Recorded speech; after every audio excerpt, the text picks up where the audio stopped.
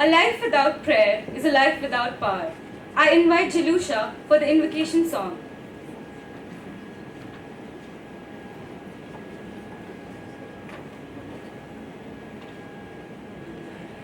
Down and know my soul's free. When troubles come and my heart burden me, then I am still and wait here in the silence until you come and sit a while with me. You raise me up so I can stand on mountains. You raise me up to walk on stormy seas. I am strong when I am on your shoulders. You raise me up to more than I can be. There's no life without its anchor. Each restless heart beats so imperfectly. And when you come, I am filled with wonder. Sometimes I think I glimpse eternity. You raise me up so I can stand on mountains. You raise me up to walk on stormy seas. I am strong when I am on your shoulders. You raise me up to more than I can be. You raise me up to more than I can be.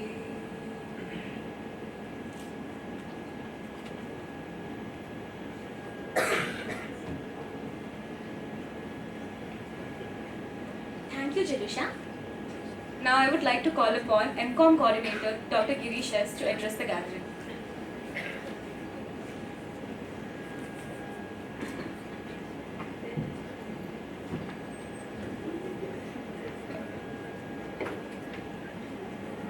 Good morning to one and all present here. Respected panelist, event coordinator, Dr. Pooja ma'am, Dr. Jothi sir, the faculty colleagues, Veerta ma'am, Prakash sir, and my dear MCOM students as well as BCOM students. I think you people are wondering, so what we are doing today. So as you know that today the economy is driven by the technology. So keeping this in mind, so we have organized a panel discussion for our UG as well as PG students. So from UG program, a selected class may be here, but for PG, that is MCOM program, both first and second year students, it's a mandatory. So the topic for the day, what we have selected for this panel discussion with the eminent speakers is the future of gig economy, a leap perspective. So here the leap perspective in the sense where our esteemed panelists will be talking on this four broad aspects of gig economy, that is legal, employment, economy and policy making. So these are the four broad areas our four eminent speakers will be speaking, and this event will be moderated by our own faculty member, Professor Rishikesh sir. So we have selected this particular topic. The reason is, as I told you, Bangalore is an IT hub. So it is a Silicon City, and from this particular place, the so many startups have taken place, and that too, Koramangala is a hot spot. The so many startups have started from Koramangala itself, and this gig economy is giving close to 5 million people are working in this gig economy. Though people from different parts of the country, they are working as a freelancer, which includes people from different sector and even the students. So it happens to be 15 days back, I was attending one particular university program. There, when I was asking the dean and HOD of that particular university how many students have enrolled for an open university program, they said that for an MCOM program, close to some around 7,000 students are studying in their university. Of course, it is Open University of Karnataka. 7,000 students are enrolled for this academic year. Then when I asked, so how many BCom students are studying in your university? Then they said that somewhere around close to 42,000 students are studying in their university. Then I asked, so how was before pandemic and now how it is? Then they said that before pandemic the number was very less, and after pandemic now the number has increased. The reason for this is, of course, there could be one or the other, the problem in their personal life or in their family life, and the students who could not join the regular education, they have taken this open university, and majority of the students, they are part of this gig economy, so where they can fulfill their dreams.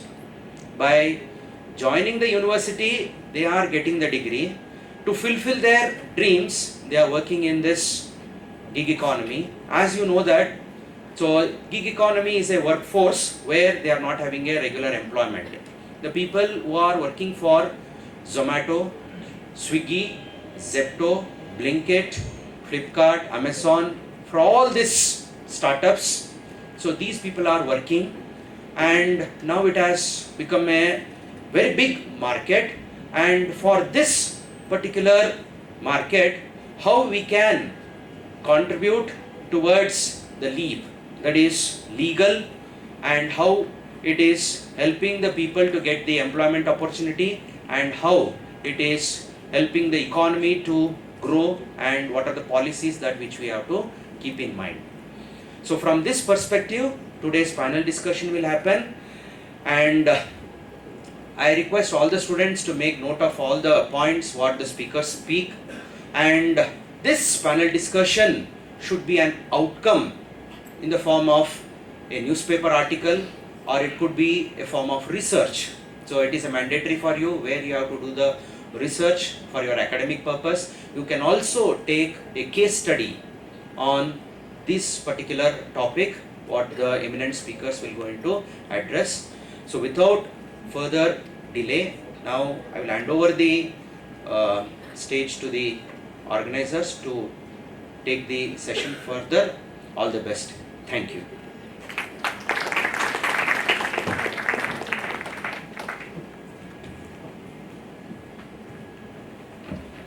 Thank you, sir, for your words. On behalf of entire MCOM, we are delighted to begin the panel discussion on the theme, The Future of Gig Economy, a Leap Perspective. In an era of digital transformation, the gig economy is becoming a cornerstone of modern employment, blending technology and innovation to empower freelancers while challenging existing labor frameworks and redefining the employer-employee relationship. The gig economy is reshaping the traditional workforce, offering unparalleled flexibility and opportunities for both businesses and individuals. It's a dynamic landscape where innovation thrives, Today, we are excited to delve deeper into this transformative space and explore the future of gig economy. Today, we find ourselves amongst a gathering of some of the sharpest minds, visionary thinkers, and seasoned practitioners in the world of business. Without further ado, I would like to invite our panelist and our moderator to take their seats at the dais.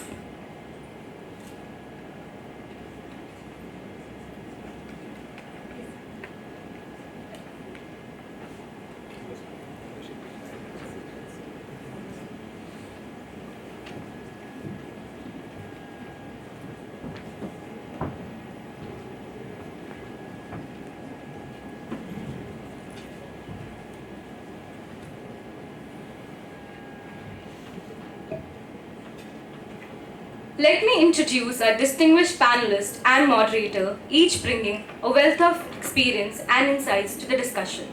Our first panelist for the discussion is Mr. Vineet Arya, founder and CEO of GoHire, an online talent acquisition platform. Mr. Vineet, through his three-dimensional approach, has transformed the process of talent hiring.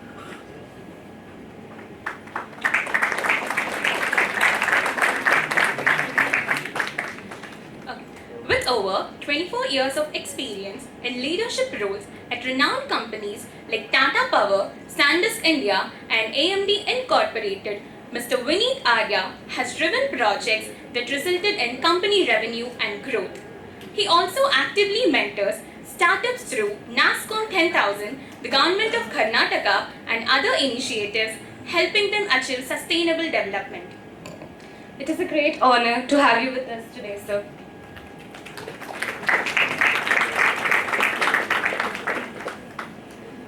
Our next panelist is Ms. Vinita Sahitya, a seasoned corporate lawyer and company secretary with over 15 years of experience, specializing in complex legal matters across various sectors.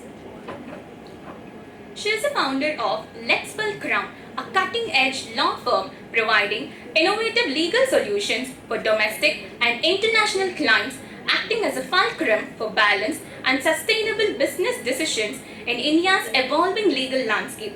We are honored to have you here with us today, ma'am. We welcome you.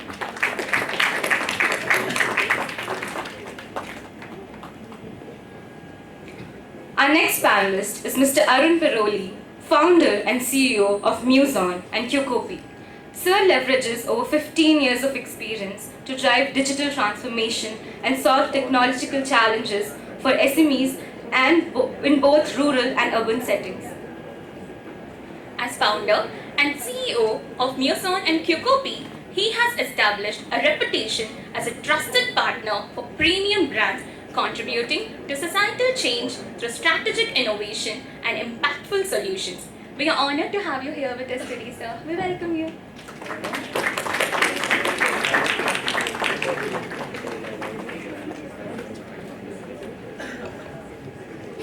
Our final panelist is Mr. Sujitesh Das, with over 2 decades of experience in leading diverse business ventures, including serving as a CEO of Badge-Free LLP and Managing Director at 8 Kriya. Mr. Das excels in crafting impactful solutions and driving operational excellence.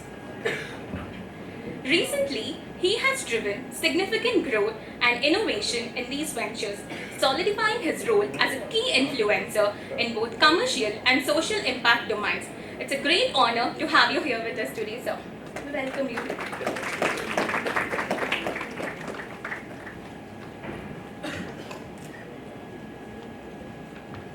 Our moderator for the panel discussion will be Mr. Rishikesh KB, Assistant Professor at Christ University, Bangalore. His journey includes association with esteemed institutions like Sri Ram College of Commerce, Delhi, FIMS Calicut, NIT Calicut, and IIM Calicut, where he served as Senior Research and Publication Associate. He is an active contributor, having published articles and presented papers at various conferences. Mr. Rishikesh is also engaged in several professional organizations and advisory roles for universities across India. Sir, we hand it over to you to proceed with the panel discussion.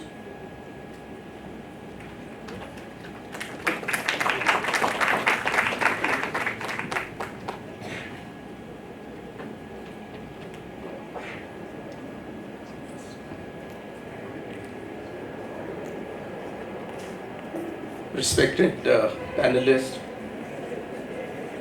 Dean Dr. Tommy K. Clerical, Associate Dean Karthikeya Prakasam sir, RHOD Amalnathan sir, and MCOM program coordinator Dr. Girish sir, my fellow colleagues and co-travelers for the cause of higher education, and dear students, a warm good morning to you all. The topic as introduced by Dr. Girish sir is the future of gig economy, a LEAP perspective. Let me at first acknowledge that the term or the abbreviation LEAP was coined by the co-coordinator of this panel discussion, Jothi Munuswamy sir. And it just evolved during the brainstorming of the topic. And we'll be more specifically discussing about the legal economic employment and the policy framework and how it is impacting the gig economy. Today, as we explore this rapidly evolving or probably trending sector or a job opportunity, we find ourselves at a very pivotal moment where the influence of gig economy is something which is undeniable. And the more we try to understand, the more we realize that the gig economy's future is filled with both a lot of opportunities and there are challenges as well. The gig economy, encompassing everything from freelance work to on-demand services, has undoubtedly reshaped the traditional employment structures, which, as in the introduction the MCs were saying, it has brought in a lot of flexibility, has given independence, and has brought in a lot of innovation in the job space. It also raises significant questions about labor rights, economic stability, legal framework, and the policy development. And that's exactly what made us narrow down on this topic. But there is a general fallacy that gig work is a blue-collar work, which I think is a misconception. We'll also try to address that. What is the wide arena of opportunity that gig economy offers? Interestingly, people have different reasons for joining gig work. If I may quote one or two instances of our own alumni. There's one, Apurva. She does pencil sketching. And she says it's a stress buster amidst her corporate work. Whereas we have Vishal Anand Reddy, whose mainstream job is advertising.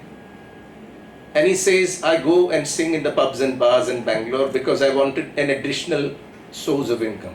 So people have their own reasons of joining. Probably that's also something that we'll be exploring during our discussion. Our distinguished panelists, each an expert in their respective fields, will be our guides through this discussion, and their insights and perspectives, I believe, are very critical for understanding the future trajectory of the gig economy. We intend to foster a dialogue that explores the current state of affairs and also envision the path forward that balances innovation, equity, and sustainability in this domain of gig economy. I'm not introducing the speakers again because it's already done, but just to kick off our discussion, I'd like to ask each of the panelists to provide your perspective or your comprehension of what a gig economy is and how do you see the gig economy evolving over the next decade. What do you think are the most significant challenges and opportunities, probably anchoring on your domain of expertise? It could be legal, economic, employment, or policy related, or in general, if you wish to speak about the future of gig economy, you may. I hope this will help us set the context for this discussion, and each panelist can take about 5 to 6 minutes to set the context, and then from there we can take it forward. I would at first invite Sujitesh Das sir to share your perspectives. You want me to go there? No. Is this on? Okay, good morning.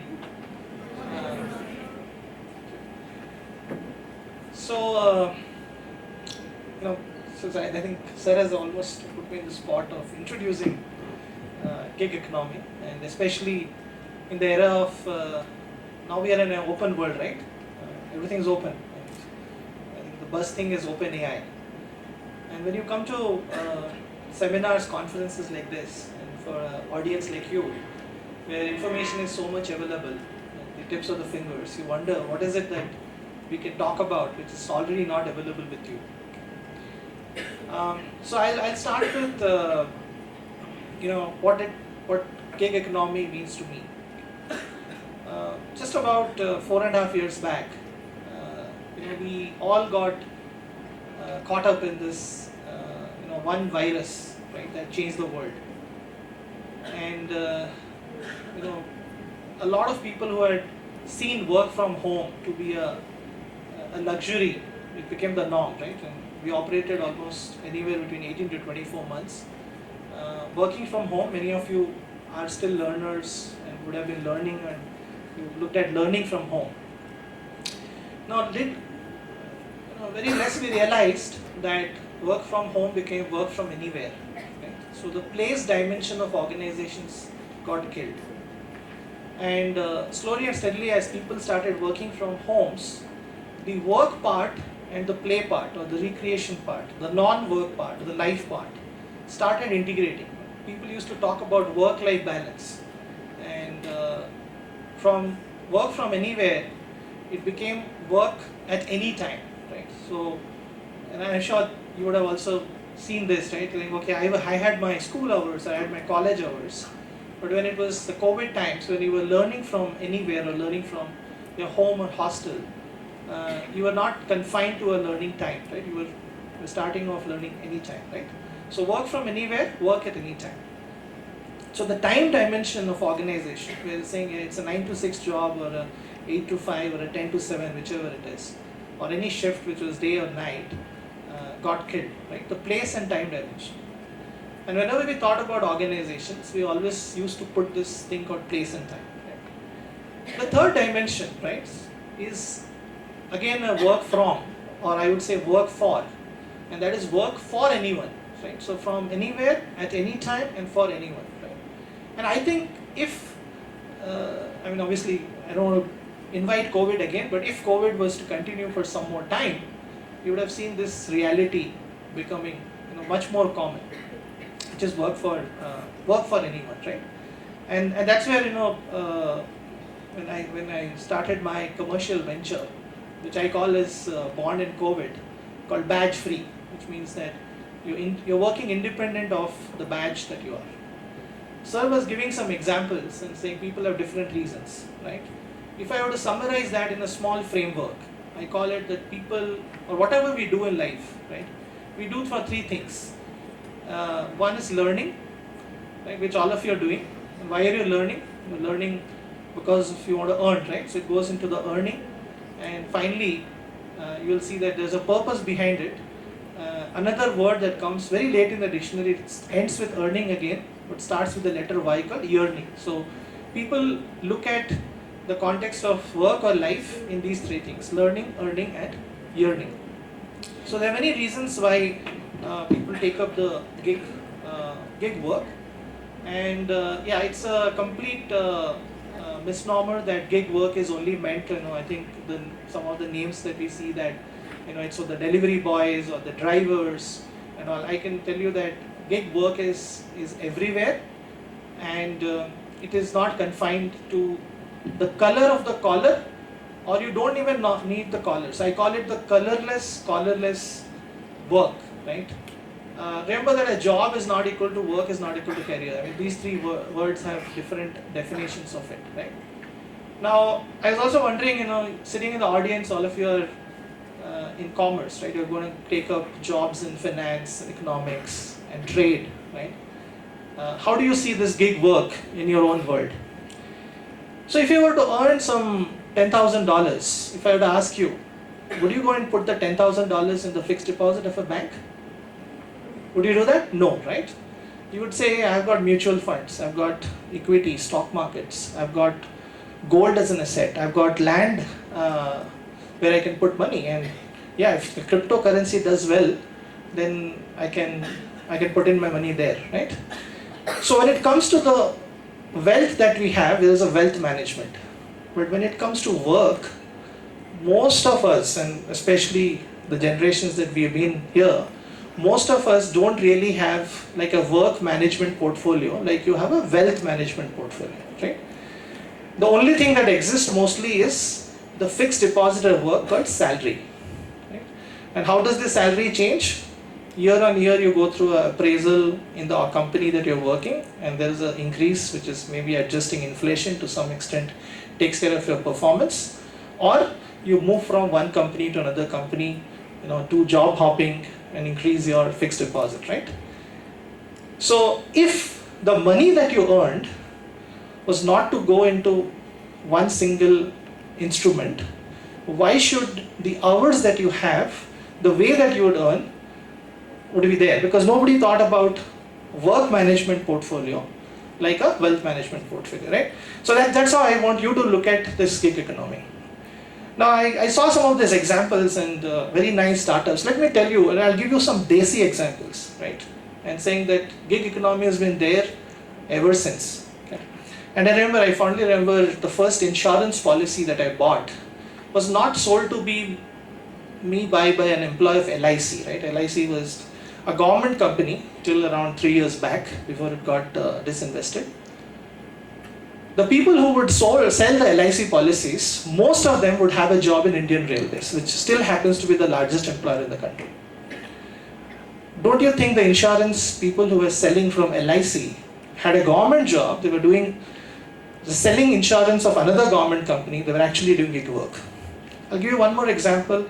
Again, Patanjali, which is a desi company again, right? They employ very few MBAs in the sales. And if you see on streets, on shops, a lot of people who are not employed with Patanjali are actually selling. They are actually the ambassadors. It's another gig job. I'll give you one more example of Akash Institute, right? I think the only savior to know Byju's. How they actually formed this year on year. They were not employing full-time faculty, right? The faculty, teachers, coaches, mentors, they would actually have full-time jobs in their daily, day-to-day stuff, and then, in the evenings or early mornings, they would go. All of these are example of gigs. Let me tell you, we're just having Nimhans next door. The doctors, I would say that what is the purpose of the doctors? The doctors to save lives. Do they have to necessarily do that at a hospital?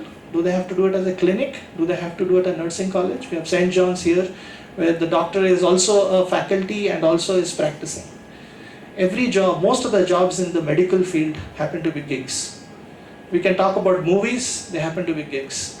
We talk about sports, they happen to be gigs, right? So all around us, the gig economy has been there. It's not a Western concept as a lot of people write it. I was very happy to see the outcome of this. I'll just stop at this, that you want to think about researching this. I have been researching this for the last 4 years, and I feel, if there's time, I would also like to spend upon talking something called as a gig quotient, which is GQ. A lot of you have been here because of your IQ, and you must have read something about EQ, which will take you further from here on. But if you have to succeed, again I'll tell you, gig is not for everybody. You have to have some special competencies that I can talk about in the rest of the panel discussion. And such of things will become the basis, a foundation for what I call the leap perspective. But a lot of times I also believe that just don't look at it leap, but just reverse it. It's also peel. So look at it like a peeling of the onion, the peel perspective. Thank you. Thank you, Sujitesh. We'll be interested knowing more about the GQ. Yes. Thanks also for sharing your thought that gig work is colorblind or colorblind. I mean, it's spread across various kind of jobs. Thank you for your perspective. I would now invite Arun Peruli sir to share your thoughts on this. Hi, good morning. Thank you. And I'm an entrepreneur. I started my journey from 2010 onwards, around 14 years back. So gig economy is very important for us, and this is a very important topic. Some students are sleeping, some students are active, I can see that. But this is the benefit of gig. You can sleep whatever or whenever you can, or you can sleep, or you can active, or you can idle whenever you can. I can share my experience for my start as an entrepreneur. In 2010 onwards, I started from zero, so I can easily handle with freelancers for my projects. So I hire freelancers and do some projects for clients, and I can kickstart my business because of this gig method. So we can easily start anything using this gig, right? So we can see that Uber, Flipkart, like Fiverr, there is a platform. There is a freelancer, there is a platform is there. So any people can do gig according to their comfort, their freedom and all.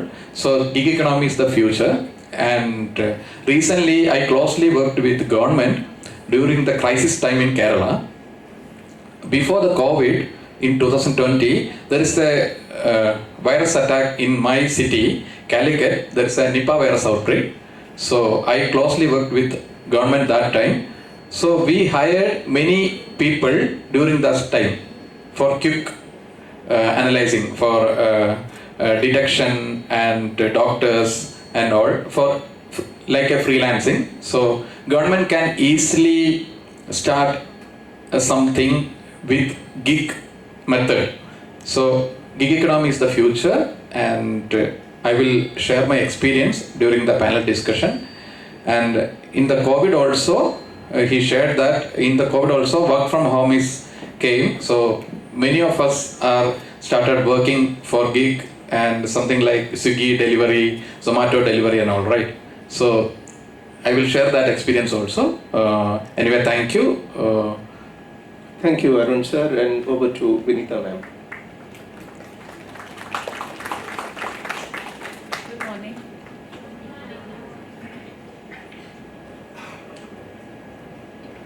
Am I audible clearly? Okay. So, good morning to all of you, and thanks for taking our time.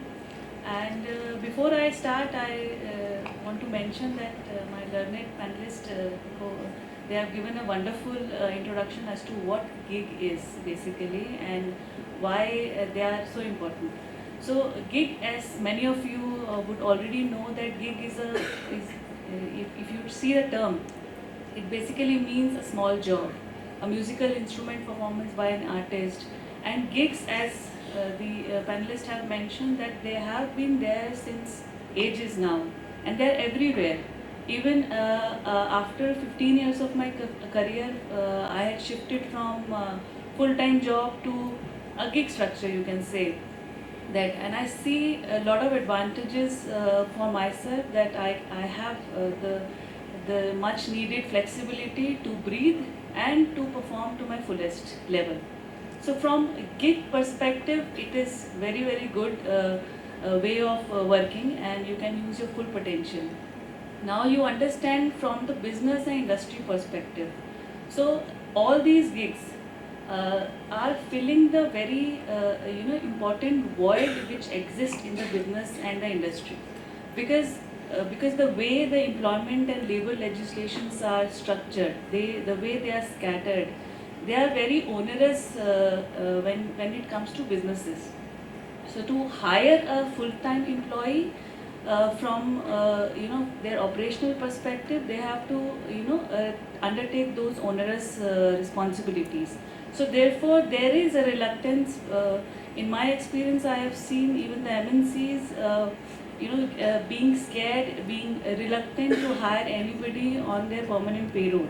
So they try them as gigs first, and then they move on to the next journey, and they take them, embrace them as a gig worker. So if you understand from these two perspectives, now comes the consumer perspective. As it has already been mentioned that the COVID had made it all the more relevant. Because of the COVID and the technology changes, the gig workers have the gig economy has thrived a lot. And why it has thrived, we all know basically. The technology advancement which has happened, which has resulted into many startups doing tech businesses. We see a lot of platforms, doing very innovative business, which has made our lives very easy. If I want to go to some place from this place, I can simply book a cab. It will come in 5 minutes, and I'll go there. Similarly, if I want to eat something, I will just order and get something to eat, which was not possible, years back. So all these business models have made our lives very easy. And what essentially is who essentially is driving these business models to function? Of course, the gig workers who are working day and night, and they are making themselves available for all these platforms, all these businesses to function and operate their business. They are very essential. They are providing very essential services. Now we have seen that the gig economy has evolved, whether they are the platform workers or non-platform workers, which has been there since ages. So everything has evolved, but the key challenges which I would like to mention here is that the gig workers basically work on contractual basis. So all their rights and the way they operate basically is driven by a contractual arrangement, and they do not get the traditional employer-employee relationship benefits, which are governed by the plethora of labor and employment laws which have been in existence for many years. And not just that, apart from the laws which have been enacted by the Parliament of India, these laws, their rights have evolved by the interpretations that have been given by our judiciary. So we must understand that the rights that a permanent employee gets is driving its force from a very evolved legislative process and the interpretations which are given by the judges, the courts. So all the labor employment laws are very pro labor welfare legislation. So the interpretation the courts give is also for the benefit of employees. Now when we discuss about these gig workers, they are not getting those kind of benefits from their contractual arrangements. And in most cases, the contract they get to sign, if at all they get to sign, is take it or leave it. You work for us or you go. Whether it is the cab aggregators, or whether they are grocery delivery platforms, or even the big companies who are taking gigs. So therefore they are not getting those traditional benefits. And one of the very peculiar challenge which I would like to highlight is that the biggest difficulty is that there is no one employer for them. They are working for many. Similarly, there is no one defined workplace. For very independent, for some independent workers, their home is their workplace. For the cab drivers, their cab is workplace. So therefore, these are very peculiar challenges which are being faced by this gig industry. And if I particularly talk about the platform workers, the businesses they work with are highly competitive in nature. So they are in a very dangerous race to please the customer at any cost. So the aggregators are not running. Who is running? The gig workers are running day and night to please us. If a delivery is late by 10 minutes, we go mad and we raise complaints. So the pressure comes on these gig workers. So therefore, this is why this industry, particularly the platform workers, which are part of the gig economy, has gained a lot of traction. Now, if I talk about the legal framework to address these challenges, is that the existing labor and employment laws doesn't give too much of advantage to gig workers, and because you can understand that there are too many legislations when we talk about labor and employment issues, so much so that the government had to undertake an exercise of consolidating all these laws into 4 labor codes, which is in the process, which you might be aware of. The 4 codes are in the making. They are not in place as of now, and there is still a long way to go to implement, to have those laws. So in the absence, there is a vacuum right now, because this gig economy has already evolved, already matured. So what do we do? How do we get the basic rights for these gig workers? So the state governments has taken a few steps. Karnataka has taken one step. Rajasthan had taken one step, because labor issues comes under concurrent list of the Constitution of India. So the state as well as central government can make laws. So interestingly, the Karnataka bill, which has in the making right now, it tries to address few of the challenges. One is, it is a right-based legislation which will give certain rights to the workers so that they have the breathing place. And apart from that, because there is no one employer who can be asked to give advantages or social security to these workers, so it envisages a creation of welfare board for the gig workers, or for the implementation of that law, and a gig fund, basically the welfare fund, which will be funded by certain percentage as a fee coming from either the number of transactions or something else. So this is how the fund will be created and is proposed to be created, and how the gig workers will get that benefit. Rajasthan had made the similar move, but all these things will take time.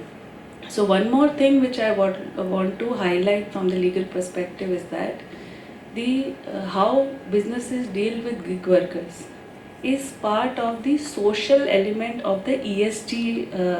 Very well. Now, whatever I said, I will give you a couple of stages of gig. Gig in India has been there for centuries, not for years, centuries. If you go to villages, when the harvest season is there, you have long farms. There are farmers who are owning 5 acres, 10 acres, 15 acres of farm. They will only have 4 or 5 employees. But during the harvest season, they need army of people who have to harvest those crops, right? So they will get those people for 1 month, 2 months, harvest it, put it in the mandi, sell it. Then what these army of gig workers, so-called gig farm workers will do, they'll come to the city like Bangalore and they'll be working for metros and other construction workers. So whatever construction workers that you see who are working, they all are coming from villages during the harvest season, and sometimes you see there is a shortage of labor. Why? Everybody has gone back to harvest season, or during the main festival seasons, right? This has been there for ages. And when in 90s, when the economy was liberalized, a lot of companies started coming in, a lot of startups started coming in, and that's when the advent of gig economy came into the city. So first people were factory workers, right? So what happens? Suddenly you get an order, right? Let's say take an example of Tata Motors. Now suddenly government gives an order of 500 buses to Tata Motors, which has to be delivered in 1 year's time. Now what does Tata Motors do? They cannot open another factory, right? Because they don't know whether they will be able to get more orders year on year, right? Because if they have to open another manufacturing unit, lot of cost involvement. So what they do is they start running shifts for 24 hours. So one shift will only be gig workers. So they will hire people on contract finish that job and move out. One of the biggest example is that outside of Karnataka we have Winston factory which makes Apple iPhones. That whole factory is done by contract workers.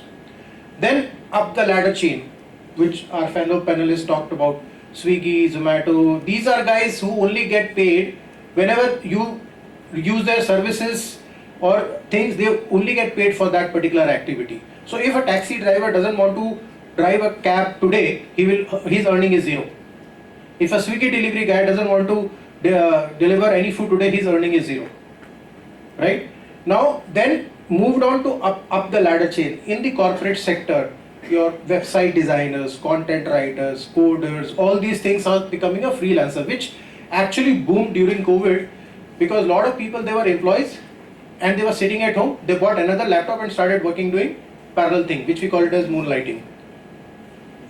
Right? So now why they were doing it? Again, economic gains, because they don't have to go to the office, nobody is watching them, so let's do it. Right? Then what CoHire does is, we do gig at a CXO level. So if a company needs a CFO, not as an employee, we can get them. If they need a CTO, not as an employee, we can get them. So these are called fractional CTOs, CFOs, CMOs, CHROs, which mean one person will be working legally with two companies because they're not an employee. Because once you are an employee, so another difference between employment and gig is, once you are an employee, the company technically owns your time, which means 8 to 10 hours of working time is owned by that organization. You cannot work anywhere else. It is not allowed. I don't know about legally, but ethically it is not allowed. Right? Whereas in gig, you are legally allowed to do it. A company cannot say, boss, if there is a CFO who's there only as a fractional part, he will not work anywhere else. That is not allowed. So this is what we have been trying to do, that we are pushing the gig from agriculture to new age tech to in the corporate sector in the junior or mid level, and then now coming up to the very, very senior level. So I'll give you, for example, if all of you remember Yes Bank debacle which happened 4 or 5 years back, right? So what did government do? Government immediately appointed a interim CEO, and that interim CEO was the state SBI MD was become an interim CEO. Now that is called gig, because his main job is something else, but he was allowed because they didn't want Yes Bank to fall. Similarly, ILFS bank went bankrupt. So government appointed Kotak Mahindra as an interim CEO, right? Wherein he was asked for a specific job. He was not asked to run the company, but sell off the assets and whatever, so that the creditors get the money back. So this is called gig at a niche senior level. So I hope I'm able to make you understand the gig from the grassroots up to the senior level. Thank you. Vineet sir, I wish to continue with you. I'm interested to know, because since you own this CoHire platform, how do you think, since the gig economy is also growing, how is it going to impact the traditional employment platform? Because is it going to make the job landscape more fragmented, or will it be more complementing and supplementing these traditional employment opportunities? So the answer is yes or no. See, I don't foresee. So let me take a diverse view. Anybody knows what is the share of e-commerce in India or across the world? So the share of e-commerce across the world is in single digits. So which essentially means people are still buying offline. They're going to the shops, to the malls to buy offline. So has Flipkart, Amazons of the world killed the shopping experience? No. So coming back to your answer, will it fragment the market? Yes. But will it kill the employment market? Absolutely no. I will give you, let's take the example of Christ University, right? Now there are two types of people. One is professors who are employed by Christ universities, and then you're visiting faculty. So does that mean by having a visiting faculty, the professors who are employed are losing their jobs? No, absolutely not, right? So what happens is, gig has its own space, right? So if you are finance company, right, your financial analyst has to be your employee, because they need to work, they need to think 8 hours, 10 hours, they need to eat, breathe, think about that organizations, right? But in that organization, a marketing guy can be on gig, because that is not the core, right? So the non-core functions, they will be huge disruptions, right? But the core functions, you cannot have, right? Ma'am is a lawyer. Like, if I need a lawyer, I don't want to employ the lawyer for a whole 12 months, right? I will only use her when the things right. But in companies, they will have in real estate companies, they will have lawyers on the payrolls, because every day there's some litigation, something going on and all that, because you need that guy 8 to 10 hours. So in simple words, any job which requires 8 to 10 hours of work every day, put it as an employment, and you think it is not, then it will be gig. I think that's a simple analogy that I can give. So I'll now move on to Sudhitesh Das. Gig work offers often lacks a clear pathway of skill development or training or enhancement of the job skills. So is the onus lying on the gig worker to improve, or is there a formal mechanism of ensuring that they are employable or they stay relevant in the market space? Yeah, so I think I'll just take over from where Vineet said, and I'll put a framework, right? Because I think I was looking also clear your objective, that what's it for the audience to kind of listen to this, right? So how can you kind of build on this, and how can you research further? And what you research is not what is generated, because everything is open AI now, right? So you're very careful about it. So the framework is, see, whatever happens, right? So let's start about human beings.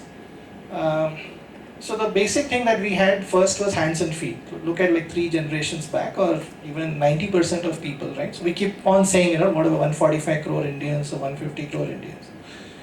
The number of people who file income tax, okay, it's just 7.5 crores. Okay, number of people who have demat accounts is just 11 crores. Interestingly, the number of people who play on Dream 11 is 18 crores, right? The number of people who are on LinkedIn, right? LinkedIn claims to have 10 crores, I can tell you 40% of that is fake.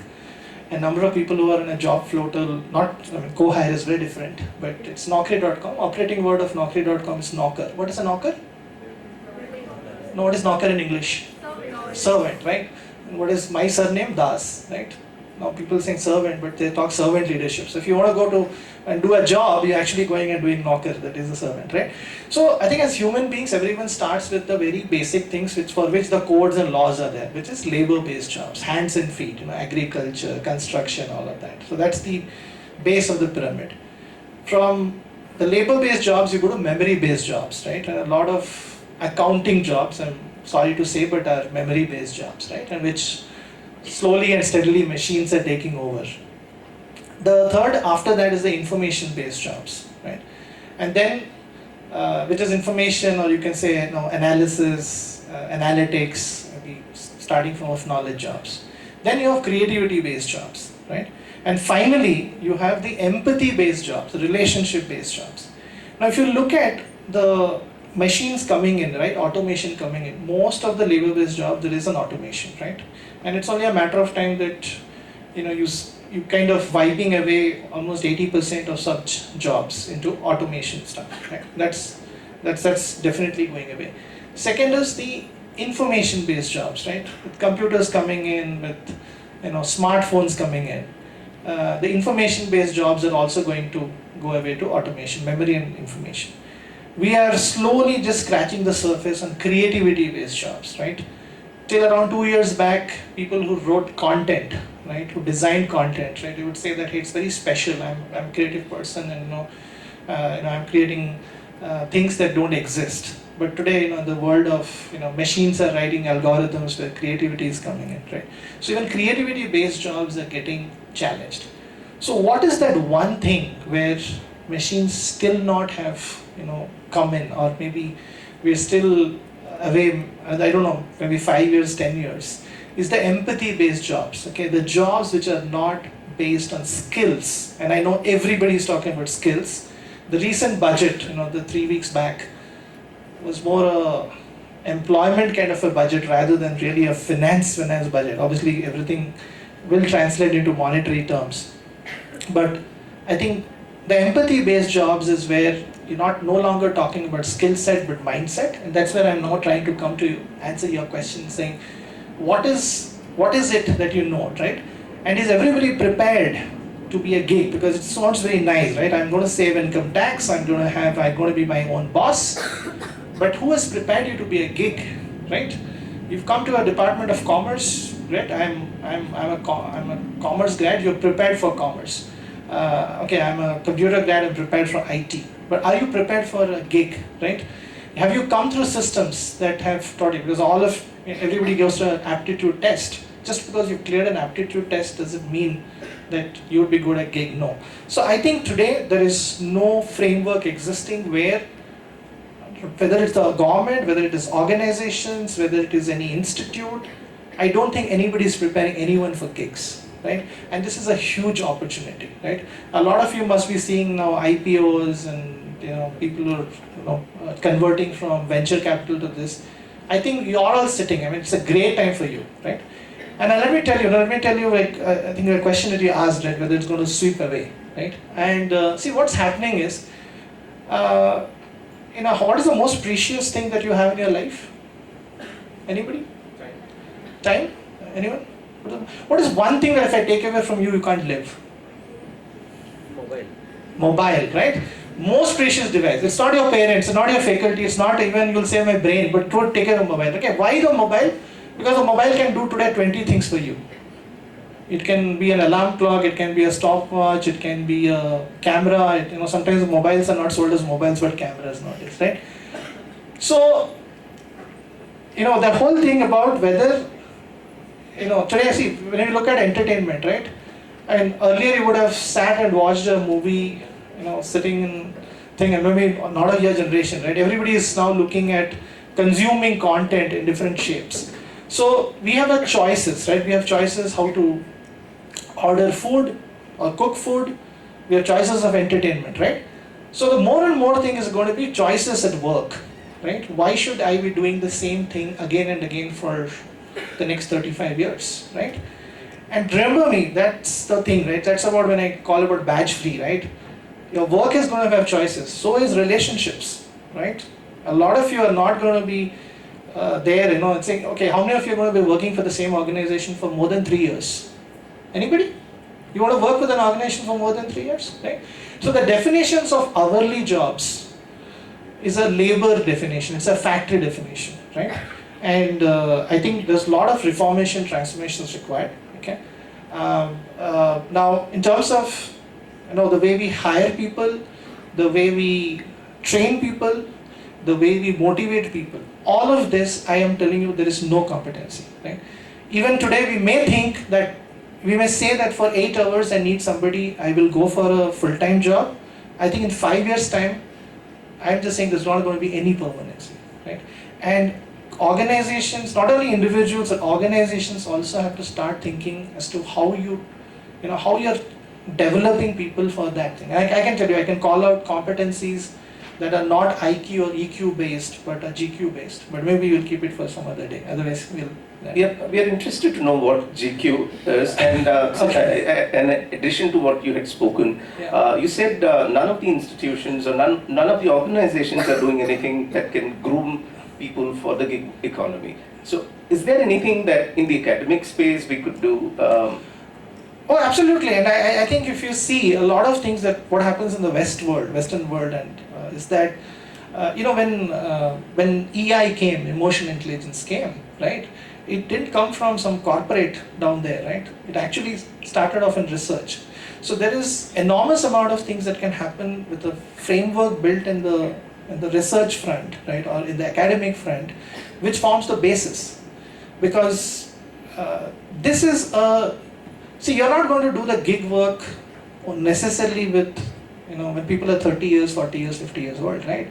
You've got to do that right at this stage, right? So today a lot of the training curriculum or the the development thing, the process is, it's all information based, it's all memory based. I'm sorry to say that it's still memory based. A lot of subjects, the way they're delivered, the way they're learned and all, and maybe a little bit of creativity, analytics is coming in, but what is going to be making the difference, right? What is going to be where automation cannot take over, right?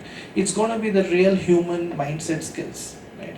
So I'm truly, talking about, yes, we should have a framework. Now, as far as GQ is concerned, this is something that I've been working on with another, partner of mine, where we want to say, how do you hire gigs? How do you identify who are the people who are going to succeed in gigs, right? How do you train them, right? How do you motivate them? How do you retain them? Because not necessarily that everybody is motivated monetarily, right? And there is a difference when you are in a system. You work for the system. When you are on your own, I can tell you a lot of times you struggle because you don't know what to do for the day. Because even time management, which is taught, I'm just saying of basics, right? Everybody would have gone through a time management small session and we still go through it. But time management, when you're a gig, is very different from a time management when you are on Naukri.com. So I'm just giving this, but I'll leave it to fellow panelists and further build on it. Yeah, thank you, sir. So, given the kind of informal nature of the gig work, how do you think the government should approach in terms of taxation, revenue generation, and what models have you come across has proven to be effective? What should be the approach in terms of framing policies from the government to leverage on the gig economy? Okay, actually, last week Kerala government is started preparing some policies for gig workers. I think Labour Ministry is started that. During I'm an expertiser and I have experience during the work with government. They are easy to do their job with contract workers. I think the permanent job or permanent staff is very tough for government for financially. So they have pension, they have a fixed, so for contract job only pay for the output. Okay, so government can easily analyze them, government can easily negotiate it with them. But for permanent staff, government cannot negotiate with their employees, their outcome. Some methods are there, but the strong thing is they can easily connect with contract staff and all. In the same way, corporates also have some gig method right now. So, for example, security guards. Corporates are hiring people, right? Not permanent staff, only contract workers. For cleaning staff, only permanent, no permanent workers, only. So they can easily remove their cleaning staff. They can easily cut off their cleaning staff or security guards and all. So this is actually financial friendly gig economy, and also government is planning to take a legal structure for gig economy employees, their future, their security, job security and all. But in Kerala, it is on process. So, continuing with what Arun sir had mentioned, with gig economy operating across various sectors and jurisdictions, being a lawyer, I think you would be better at commenting on this. What are the key regulatory challenges, and how can the governments ensure that the gig platforms comply with the labor laws and whatever other regulations they need to comply with? That's very relevant question. As I already mentioned that the process has already started, because there is still a vacuum as to the rights. How do we protect the rights of the gig workers? And of late, this has become very, very relevant because of the platform workers. To be precisely saying that, because the non-platform workers, their rights are governed by contracts, and one-to-one discussion, negotiation happens, and they can deal with it. But when it comes to the platform workers, I would like to highlight that the platform workers are this platform market basically is highly concentrated. For example, if I talk about the cab drivers, so they have to work with only a few set of driver, the businesses aggregators in the market, and they are actually economically dependent on these platforms. So for example, if a cab driver is blacklisted from one platform, then they will have very few options to go for. So therefore, right now the need of the hour is that we do something for the platform workers, because they are at the moment facing very you can say a survival crisis basically. Because when we say they're economically dependent, if for example if one cab driver or one delivery boy is blacklisted from few platforms, then he'll be jobless. There is no job security. And when we talk about these platforms, the kind of policies they have, they have structured in a way that you do or die, do whatever, but you please our customers. That's why they do arbitrary deductions. Just to share an example, that I was speaking to one of the delivery boy or one cab drivers. Their experience is that when these kind of business models had started, they were earning very good, but now their income have gone below one third, one fourth now, because of all those reductions. These platforms are now driving high commission, and the profits that they are drawing from their business models is not getting passed on to these workers. So these are survival crises for these platform workers, and this is why the Karnataka, Rajasthan and Kerala have started making working on these bills, and these bills basically try to address those key issues. Just to mention few rights, what they have envisaged is that if you hire a gig worker for your platform, so if you want to terminate him, so you can terminate only with a valid reason. You cannot terminate arbitrarily. That is one. The other things, because of the advent of use of AI by these platforms, a lot of processing is done automatically. Even the customer interface is happening automatically. Only when there is a peculiar issue, it goes for a human intervention. So think about those gig workers. Their grievances are also, or their payments are also being processed automatically. So therefore, this Karnataka bill particularly talks about transparency to be brought into how decision making is being done. So, apart from that, it also talks about that these workers have to be engaged by a written contract basically. So these kind of things, it is a good step basically, but a lot needs to be done. Because if I talk about the labor employment laws which are there for the permanent employees, so they take care of their needs during the entire life cycle or entire tenure they work with the employer.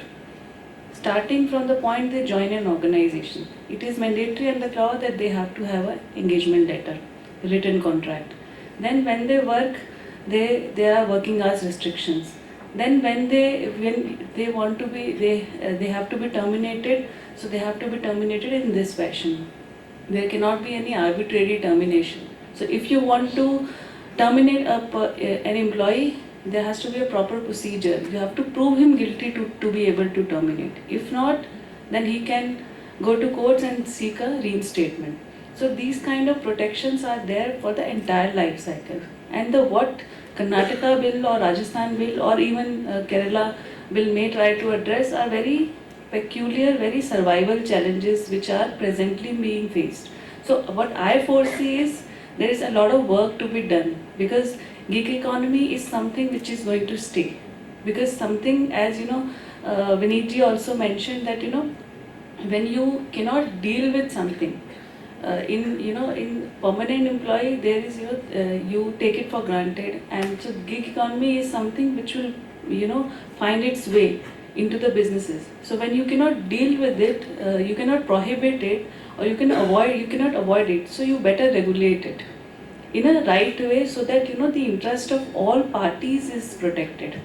And one thing which I said at the beginning also is that this is a flip side, that we are all talking about the rights of gig workers and all those things, but at the same time, we regulators will have to understand that if they make laws very strict, very labor friendly only, then these new business models which have emerged after COVID and after technological advancement, they will not have the breathing space to breathe, right? So therefore a very balanced approach is required, and what I foresee that it will evolve in the times to come, because in the labor codes which is there, it does recognize the concept of gig worker, and it does not talk about any particular right as such for the gig workers, but it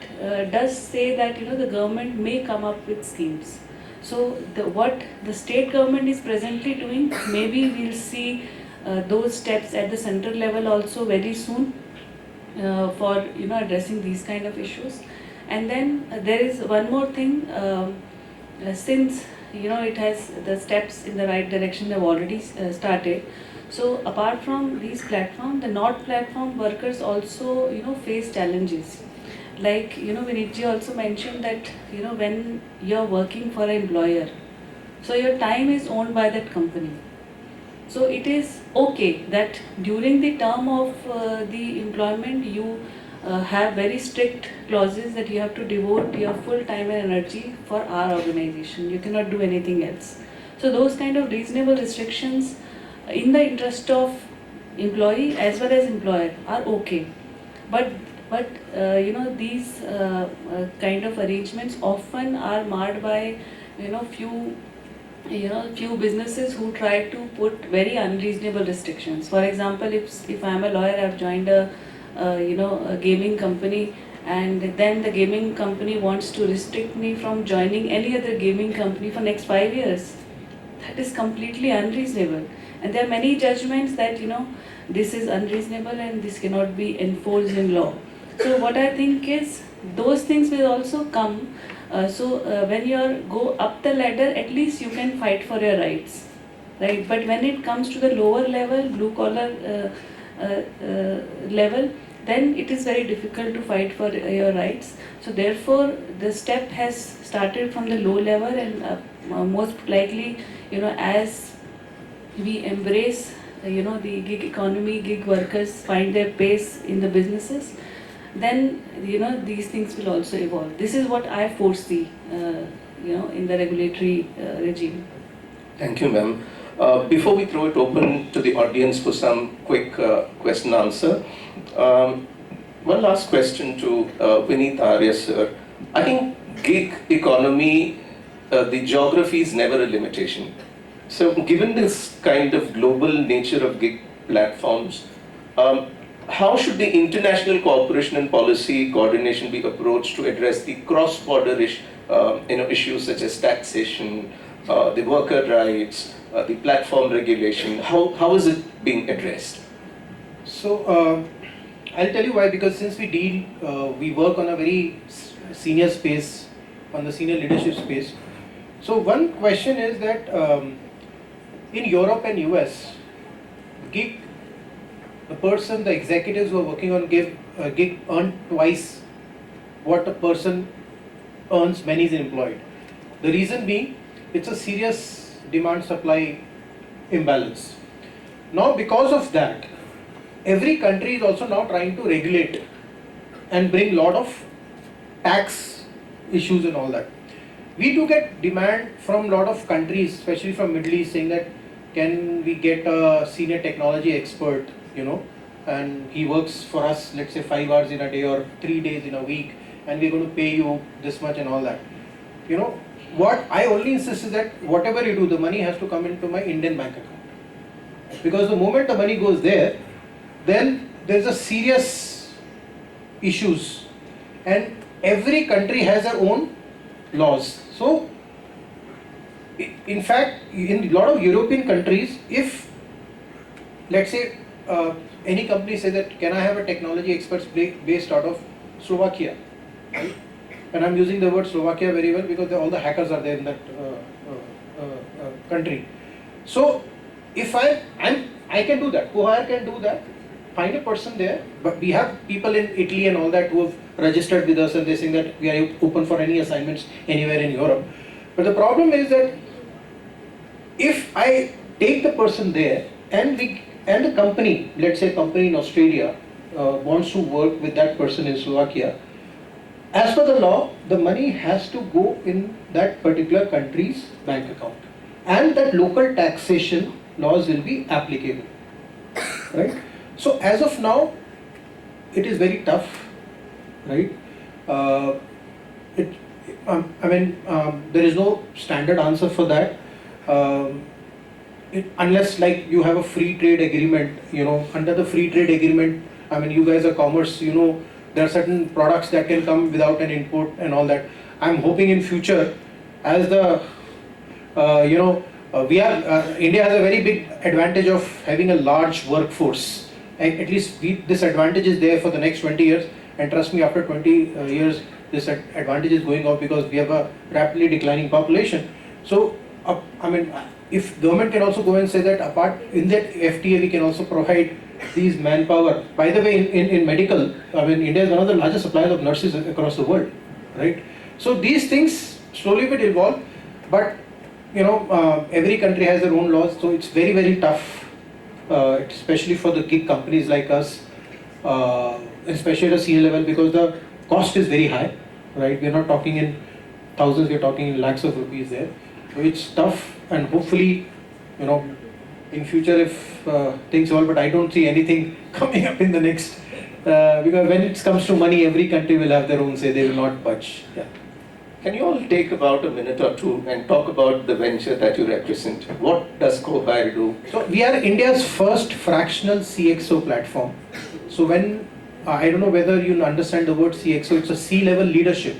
So any company that requires a senior leader, right, but not as an employee, on a fractional basis. I use the word fractional because you are giving fraction of your time. Let's say there are 8 available hours available. He may give you 3-4 hours in a day, or let's say 2 days, 3 days in a week, or 15 days or 10 days in a month. So we are India's first fractional CXO platform. So any company that requires CTO, CMO, CFO, what all the jargons that you can say, I would say only senior leaders with at least 25 years of work experience. We are the only ones in India right now. Vinita ma'am, about Lex Fulcrum. So basically Lex Fulcrum is basically a law firm founded by me. I started this firm in 2022 basically in December, and we provide legal services to domestic as well as international clients, particularly from Japan, Germany and other countries. And we specialize into providing all sorts of services, because personally I have in my 15 years of experience I have handled various matters and worked on diverse areas of work. So therefore we are providing all sorts of services to our client, whether it is advisory, contract review, or policy training and everything. And litigation is something which comes as a byproduct. Whenever we advise clients, so sometime they get to fight, so that's why that work also comes. So this is how we do our practice, and we are 4 people at the moment, and we try to grow. Q-Copy and Muson.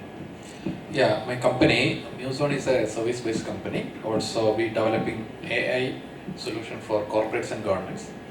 For example, our AI solution is you can chat with the AI chatbot with custom database.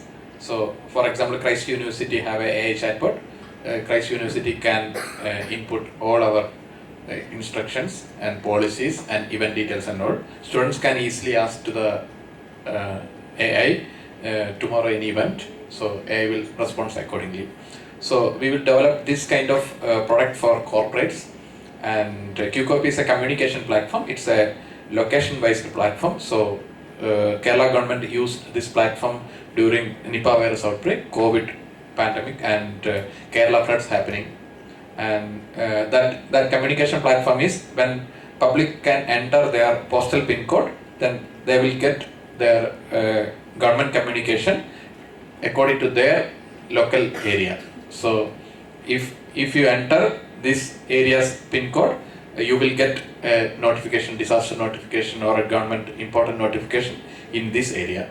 So this is the product and service basically. Okay, I actually wanted to ask you in person. There are two terms which I saw as your profile. One is extrapreneur, which for me is a new term, and then there is CHRO, concurrent CHRO. Yeah, concurrent CHR is, I think, now very simplified by co-hire Vineet, right?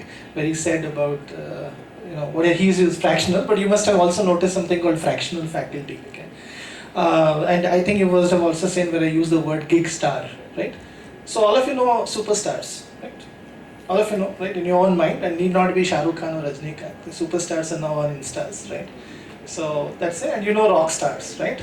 So only I myself proudly call myself to be a gig star. Right?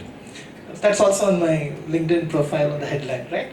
So I'll explain you what is an extrapreneur, right? All of you must have knowing entrepreneurs, right? And thanks to Shark Tank, I think season 4 is also coming. So they've made entrepreneurship as a buzzword, right? So nowadays people earlier used to say, should I become a manager, then I become leader? So at least the people say, okay, the next step after that is entrepreneur, right?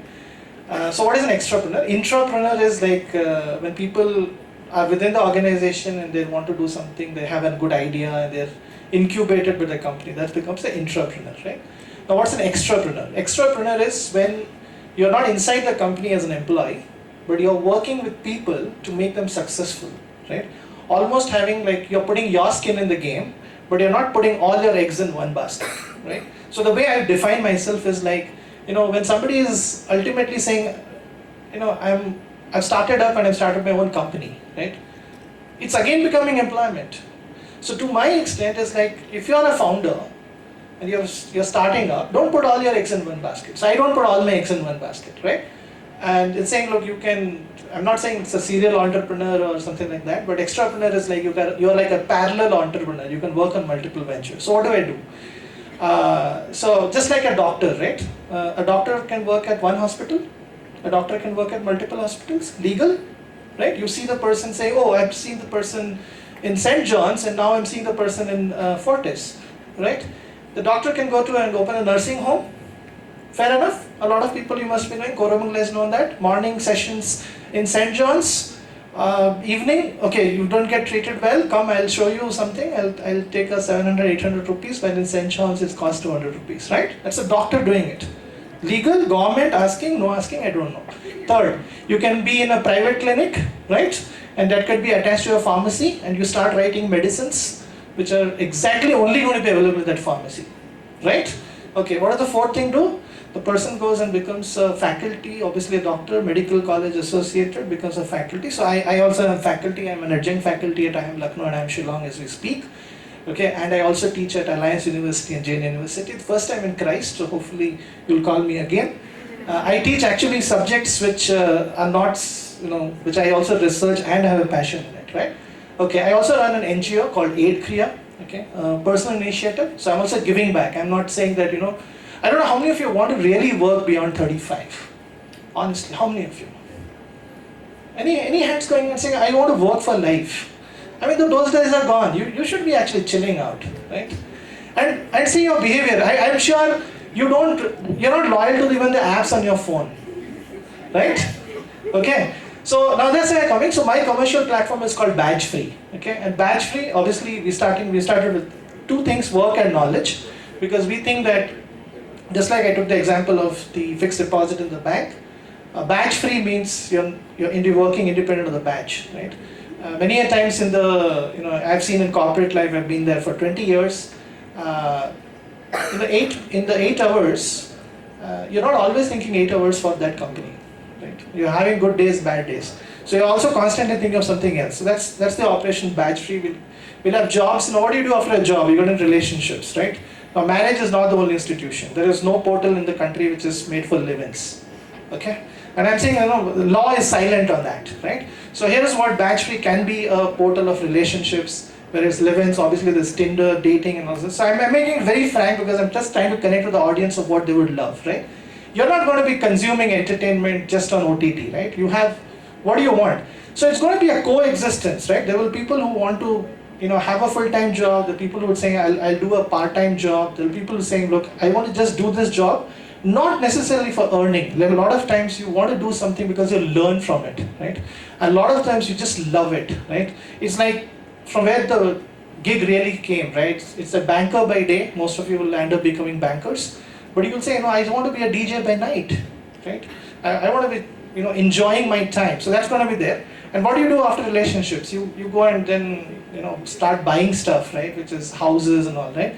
So now I'm sure no longer we're talking about PGs, right? Everybody's talking about co-lives. And if you think a co-live is a new term for PG, sorry.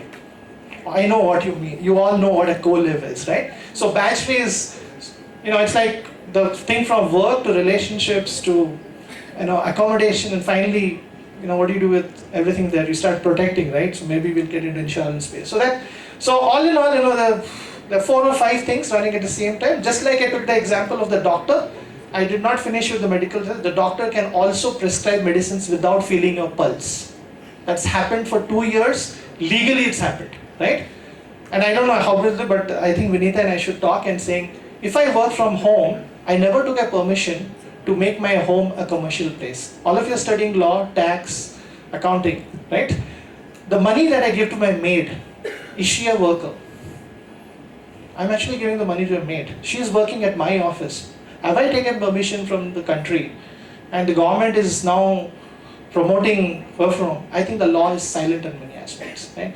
And I'm telling you, gig, what we heard, if you think that gigs are going to be drivers and those delivery boys, which is erstwhile postmen, sorry, all of you, I can see from my lens, all of you are gigs, right? Come the tax filing session, even if you're a student, you can actually file taxes. You're becoming a gig. Look at the announcement by the finance minister.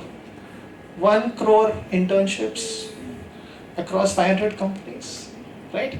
So just look, it has to change, right? And I'm just saying we are eyeing. There's another thing which is happening, which is AI, machine learning and all that. I think you will slowly start hearing this new term called human learning, right?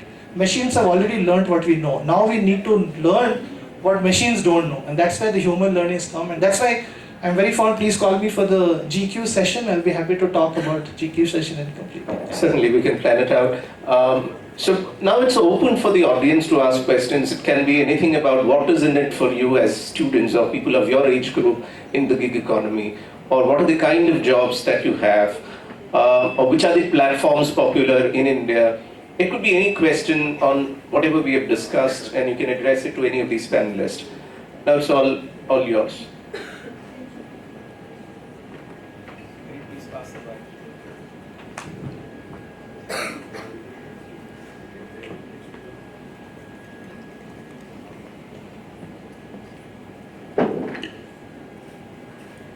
Greetings everyone present here. I'm Dipanita from 3rd MCOM.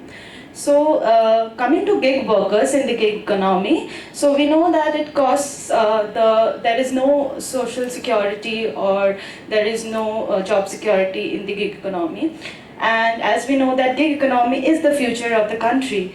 And accordingly, sustainable development is also the future of the country. So how can gig economy contribute to the sustainable employment practices and sustainable development in the future of India?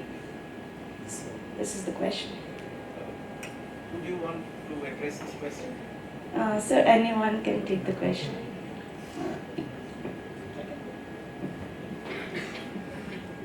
See, first thing is you can't mix gig and employment. Okay. Second is some stats. All of you are in around 21, 22, right? So you are in the age group of 15 to 24. How many people do you think in the country, just in our country, are in this age group, 15 to 24? Majority of the people. How many? How much? What's the number? If I say 140 crores, right? And I think vaccination data gave out a lot of things that consultants used to make money from, but the number is 30 crores. right? That's in the 15 to 24 age group. So you are 1 out of 30 crores only in India. Yeah? Now, gig and employment are not the same thing, and I think this, I heard the whole thing called, job security. There's nothing called job security. The last 24 months, the Fortune 10 companies have literally fired. It's a firing culture, right? Whatever they say. So, gone are the days where you say, here's my offer letter and employment letter, and it does not have an expiry date. Everything has an expiry date. There is no job security, right? And today, I can tell you, nobody is shying away from firing. Okay, there was a time pre-COVID, yes, people would think twice and saying, I'm laying off 100 people, I'm laying off 500 people and 1,000 people. It is just that the whole thing about employment with no expiry date is gone out of fashion, right? The second is just if you do the math, right? And you say, look, we are a 140 crore or 150 crore country. I'm just giving you 30 crores are between 15 to 24, right? Now look at it over the next 20 years. The number is going to be double. How on earth can there be employment for 8 hours, which is productive for everybody, right? Now I was saying blue collar, right? What is the definition of a blue collar? What is the what is the salary per month? Is it 20,000? Is it 30,000? 50,000? Let me tell you, there are in the IT sector, which I think Bangalore takes a lot of pride.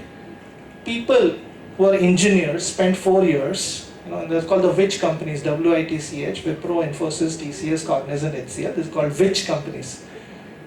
They actually start off with salaries which is 25,000 rupees a month, 3 lakhs. Okay. The cook who works at my home earns 42,000 non-taxable, right? Relaxes, pays, has nice sleep at home in the afternoon. The person who works in one of these WITCH companies travels at least 3 hours a day. Okay, there's no longer WFH, it's become WFO, and all of you know what is FO, right? So everybody is like pushed on that. So I think this whole thing is, well, the 8-hour mindset is going to go away, right? And I don't think there's employment. And if you see the government, when it's talking internships, what is an internship? It's a student gig. The government, or any government for that matter, will not be able to employ 100%. Even if it employs 20%, it's a big deal, right? So be prepared. This is how the future is going to be, and one has to think about one's own security. Okay, and I'll give you an example of how it will happen. If I can take 1 more minute, right? And that's a thing I want to seed it in, and hopefully somebody from you will actually pick it up, right? All of you know we have dal chawal trading, pulses trade, dal chawal. All of you know gold trades. All of you know all these trades. Not only companies trade. Have you heard about something called a talent stock exchange, where talent can trade, right? It's possible, right? So, and I can give you an example for that. Look at IPL, and then all the sports thing, right? 20 years back, people would not go into cricket because they would always think and say, is it secure, right? Today we are all debating, hey, we got just 4 medals or 5 medals in Olympics. Why? Because we don't have a system that where people can get out of that mindset that I'll be secure. So you don't have, but today if you see IPL auction, everybody is like prime time, right? Celebrations, 2 months in the year. And people are making, they are actually earning crores and crores. But for that you need a system. Everybody down the line gets it. So there is a possibility that you can go for a talent stock exchange, and I would not make it just a government's job. Right? It is for the citizens. It is for it. And just to give you some stats on that, number of people on this platform called Upwork from India is 1.5 crores. None of them earn salaries. None of them pay taxes. 1.5 crores. And look at the number of people who file taxes. 7.5 crores. I can tell you, hardly 10% of this 1.5 crores even file taxes. Just to give you some data points. Thank you so much.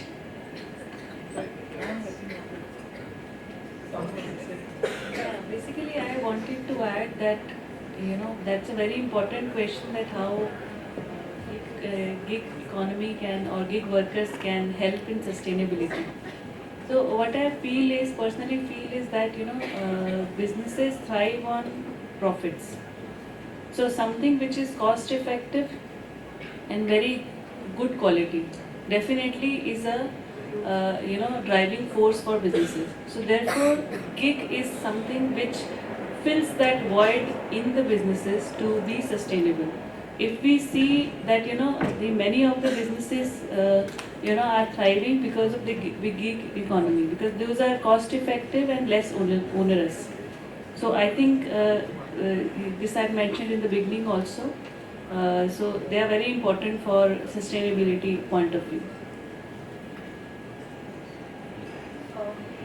So my question is for both Vinita ma'am and Tejas sir. So like as you mentioned ma'am earlier, saying that for gig workers there are few regulatory frameworks should be done, like where the central government or the state government releases funds. So don't you think that the funds that have been released will be from the budget, and we as a consumers, like from our perspective, we'll have to pay extra tax for that? So what do you what's your take on this ma'am? Yeah, that's a very important point you raised. In fact, I wanted to mention this, I may have missed that point. So see, when we all love instant services, right, as a consumer. We want everything on just we click button and it should come within minutes to us. But nothing comes free. And it is a collective responsibility for us to support those gig workers which are driving this business models. So when these state governments are making these bills, these laws for creation of that fund, so the fund will be funded by the contribution, the fee, welfare fee, which will be coming from the companies and also from the government. So your question is right that of course it will come from the budget, one, definitely, and it will also come from the companies. So how will company take that extra cost? It will be passed on to us. So definitely, ultimately it will come to us. But when we want something good, so we have to pay for it. So I think it is our responsibility also that we should pay off, so that those gig workers which are serving us day and night, they should also get a basic survival needs should be met out. Otherwise, we'll be very unfair to them, what I feel is. So my next question is to Tejas sir. So you mentioned that being a gig worker is just like a real human skills that a person possesses, and also you said that these qualities or these skills can be implemented academically or in the colleges that can be taught. So how do you really link these two things, like a person being like having a real skills, and how can these be implemented into a person? And though it's implemented, what are the opportunities, like other than the examples given, like maybe it could be like for a delivery boy or like anything, except in that, being a student, what are the gig works that we have? Yes, I just gave an example when I was answering, right? All of you can surely file taxes, isn't it? I mean, the tax isn't just get over, right? You can earn money per form instead of going to some clear dot something or some Saral site. All of you are equipped with it, right? All of you can, get in there, right? Now the thing is, how do you step up, right? Do you think that there will be some Uber of tax filing, or some Ola of tax filing, some Swiggy of tax filing, right? Somebody thought about it, that story is done. They're all hitting the IPO market and they'll all become established, right? I'll give you an example. I'm sure some of you must have given blood samples, and you had a person who came in to take that sample, right? Isn't it now home delivery of samples, right? Now why are we not talking about that person being a gig worker? Right? So if you look at literature, right, if you go to Google, or now Google is old, right? It's like ChatGPT, OpenAI. A person who comes to your home collecting the blood sample, is that person not a gig worker? Even that person is gig worker. Now you may think it's a skilled job, that person he has to learn some, not just pharmacy, but all this stuff. Tomorrow it could be like blood samples, it could be even ECG, X-rays. So it's a matter of time that all information-based jobs, inside creativity-based jobs are already become gigs, content writing, blog writing, video editing, animation and all, right? But in popular media, we'll not talk about it because the first focus of the government, if you look at from a policy perspective, is almost the base level. Right? Now you can't, so if you're saying, as I told you, right, as students, or as you think that, there are platforms which are actually giving part-time jobs to students as learn as you earn kind of a thing, right? Only maybe a smarter part will say, so anything which is new, it's always the 2%. But how do you make that mainstream And for that, what gets in, right? And saying, what is it? There has to be some inner drive, and there are some mindsets, and some of that can be kind of coached and trained and all that stuff. Okay. Obviously, I'll run out of time to talk about it, but there has even identity management, right? You must have seen you're going and getting onto a ride. The same Uber fellow, the next drive becomes a Ola, right? And even now you have Rapido, right? Now this is happening. You're seeing it on the streets, right? You're seeing the same delivery boy changing from Amazon to Flipkart. Now these companies have adopted it because that's the model, that's the business model. If wouldn't that come into the jobs that commerce students won't get it? Believe me, it's all going to come. It's just a matter of time. Just a matter of time, okay? Now, is it only the skills that is required? Because you know how to do your functional job, you know how to do your technical job, okay? But the skill is about to do about mindsets, right? This mindset is not like, okay, how many times have you have seen this Uber or Ola person, right? Or even the Swiggy Zomato person that, sir or ma'am, after this thing, can you give me a good rating? And I can tell you in companies, there's an annual ritual called performance evaluations. And there are people who have to be forced to put in those ratings. But look at that whole feedback mechanism, right? Which is there in these apps. Where people are seeking, people are receiving, people are granting. Even you as a consumer, right? If you're a passenger in Uber, even that person is giving a feedback, right? So all of these mechanisms are there, but it's going beyond skills into the mindsets. And that's why I'm happy to share what we are working in the gig question. It's still work in process, but I think there are certain characteristics, and the way I think we are bringing this is actually talking to a lot of individuals, practitioners who are living this life, right? And they are not on the streets. They are not the delivery boys. They are not this thing. There's an industry which is emerging, and I can tell you, gig. This is the scratch. We are scratching the surface, right? It is possible. It's big time. I told you, I given the most noblest job on earth, which is jobs. Which is the jobs of the doctors, right? All the doctors are doing gig work, in my lens. It's just a matter of somebody has to just put it into an article, and I'm sure all of you are going to put some articles out of this in the press. And then I'm also one of the gig workers. Yeah, she's a gig worker. Vineet is a gig worker, isn't it? Yeah. So what you're employing gigs, so you're also a gig worker, right? And he's got two startups. It's not one startup, two startups. He's also a gig. So whatever you're passionate about, probably that is something, that gig you can do, basically. Because for being a gig, you have to remain relevant all the time. It's a continuous effort that you have to put in. Where you will put such effort? When you're very passionate about it. Thank you.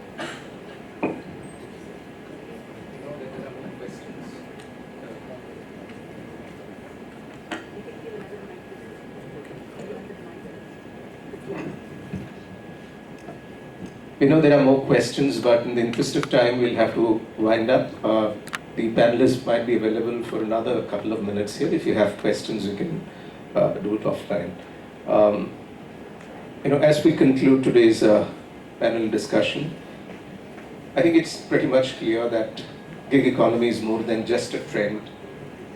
It's a fundamental shift in how work is structured and how it is experienced across the globe. I hope our conversation has highlighted the complexities and the interdependencies between the legal framework, the economic impacts, employment dynamics, and policy considerations. And we have seen how each of these elements must evolve to address the challenges, because it's not free from its blemishes. Gig economy, of course, do throw open a lot of opportunities, but it does have its own blemishes. And moving forward, it's very crucial that all the stakeholders, say the government, the businesses, the workers, and the policymakers, they all collaborate and create a balanced environment where innovation can thrive without compromising on workers' rights and economic stability. This requires not only adapting our current systems, but also envisioning newer models, which some of the ideas were shared by the panelists, that can sustain the future of work. Thank you once again, all the panelists. And before we wind up, a couple of things. One, with your consent, we've recorded this entire discussion, and with your consent, we'll be uploading it in the YouTube channel of the university. And number two, as part of one of the subject, we've been writing stories about entrepreneurs, not stories, in fact, case studies. So if you could give us consent in writing a case study about your venture, students would reach out to you, because eventually we intend to publish, as the MCOM coordinator Girisa was mentioning about, which will get published and gets discussed in other institutions as well. So that's another request. Thank you all panelists for your valuable insights, and to our audience for engaging in this important conversation. Through more of such discussions, debates, probably even research, I think we can continue to explore and shape the future of gig economy. That's all. Thank you.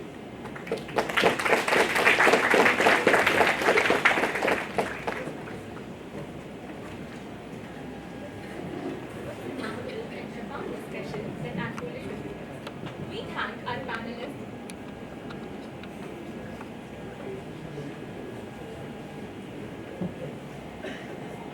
We thank our panelists for sharing their expertise and enriching us with insightful perspectives, making it an immensely informative session. We also would like to thank Mr. Rishikesh for his exceptional moderation. Now, we would like to call upon Ms. Banu to present vote of thanks. This is me, Tanu, And Harshita, signing off.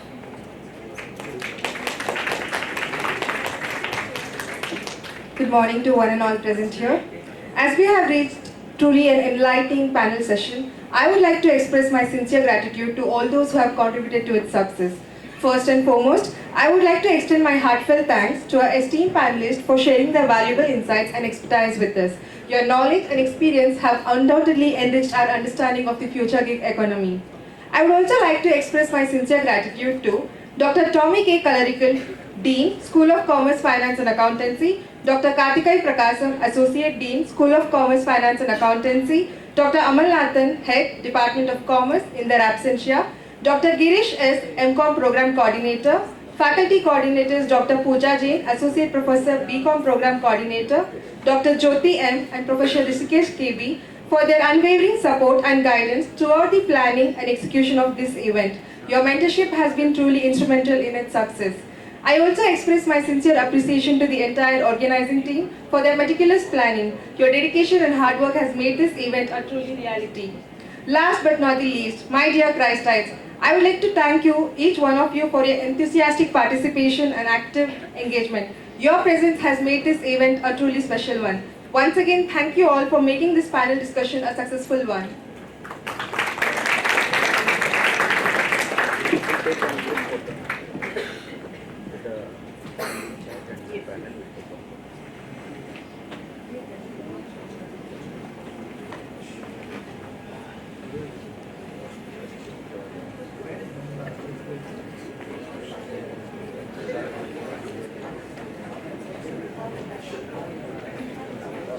All the students, please report to your respective classes for this hour, 11:45 to 12:45. Please report to your classes.